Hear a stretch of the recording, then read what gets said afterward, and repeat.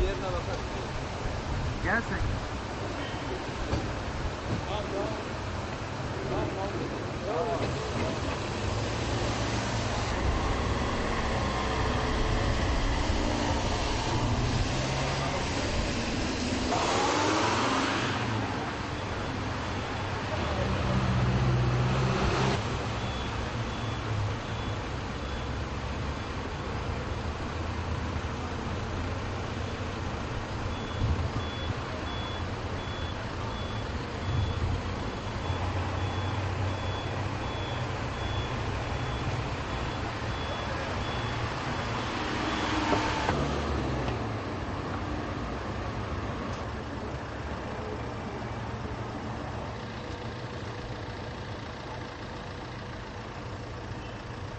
Şunu hatırlatmak istiyoruz. Hepinizin de bildiğiniz gibi 2009 5 Temmuz olayları, Doğu Türkistan'ın başkenti Ürümçi'de vuku bulan bu olaylar maalesef Çin'in gerçek yüzünü ortaya koymuştur. Çin, Doğu Türkistan'da Müslüman Türk'ü katlederken Türkiye'ye geçerek aradan geçen bir senelik bir süre içerisinde ne değişti ki?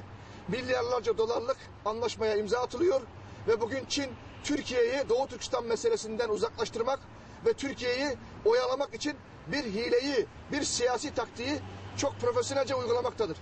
Biz buradan Çin komünist yönetimini ve Wen Jiaobo'nun bu ziyaretini şiddetle protesto ediyoruz.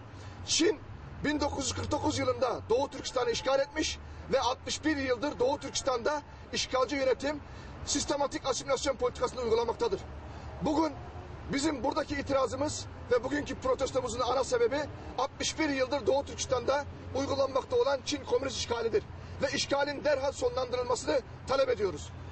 Bugün Doğu Türkistan'da 5 Temmuz olaylarında katledilen kardeşlerimizin sayıları binlercedir. Ve bu kardeşlerimizin isimleri de hala açıklanmış değildir.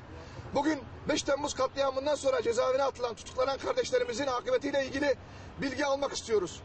5 Temmuz olaylarından sonra Kamboçya'ya ve Burma'ya kaçan, siyasi sığınma talebinde bulunan 37 Doğu Türkistanlı kardeşimiz Kamboçya'ya 1 milyar 200 milyon dolar hibe karşılığı Kamboçya'dan Çin'e iade edilmiştir. Bugün biz uluslararası kuruluşları başta Birleşmiş Milletler olmak üzere AGİT, İslam Konferansı, Avrupa Birliği gibi sivil toplum örgütlerini Doğu Türkistan'da uygulamış olduğu işkence ve zulümden dolayı, insan hakları ihlallerinden dolayı uluslararası hukuk kurallarını uygulamayı, Çin üzerinde uluslararası hukuk kurallarının uygulanmasını talep ediyoruz. Peki Türkiye Cumhuriyeti Devleti'nden ne bekliyorsunuz? Tabii burada biz Türkiye Cumhuriyeti Devleti'nden 5 Temmuz olaylarından sonra bugün Çin Başbakanı'nın ziyaretiyle yapılan anlaşmaların yanlış anlaşılmalara sebebiyet vermemesini talep ediyoruz. Bu yanlış anlaşılma nedir derseniz, bugün 5 Temmuz olaylarında hepinizin de malum en adil, en haklı ve en yüksek itirazı Türkiye Cumhuriyeti Devleti ve Türk milleti göstermiştir. Sayın Başbakanımız Recep Tayyip Erdoğan başta olmak üzere Türk milletinin göstermiş olduğu bu haklı tepkiyi teşekkür ve takdirle karşılamakla birlikte gelinen noktada aradan geçen 1,5 sene sonra ekonomik anlaşmalarla bunun farklı bir mecraya çekiliyor gibi görüntü vermesi bizleri rahatsız ettiği gibi Türk kamuoyunu da rahatsız etmektedir. Buradan Sayın Başbakanımızın Çin Başbakanı Türkiye'den ayrılmadan önce Doğu Türkistan'daki hak ihlallerinin hangi boyutta olduğunu ve orada katledilen kayıp ve akıbeti meşhur insanlarla ilgili mutlaka ve mutlaka Sayın Başbakanımızın ve Sayın Cumhurbaşkanımızın Çin Başbakanı'na bu konuyu sormalarını ve bu konuda bilgi talep etmelerini ben kendilerinden arz ediyorum. Teşekkür ederim. Ben teşekkür ederim. Seyit Tümtürk. Bak kart verin. Teşekkür ederim. Size açıklama yapalım mı? Yoksa... Onu biraz daha topla, biraz daha kalabalık. O zaman şeye gidelim biz. Çünkü arkadaşlar şimdi... Biraz beklesek abi.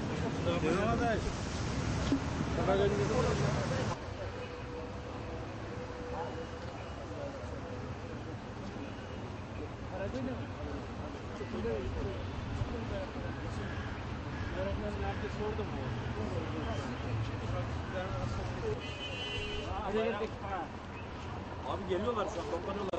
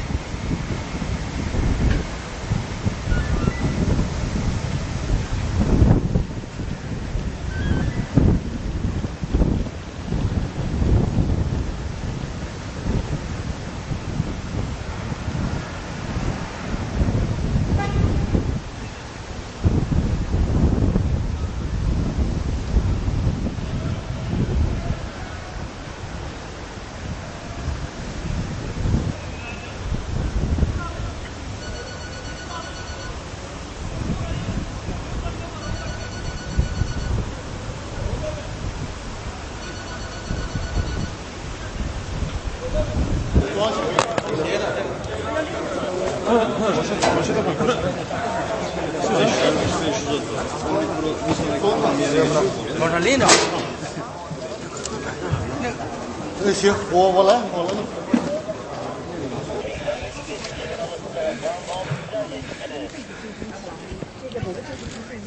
这样显得它们非常宽广和明亮。对，这个是他是这个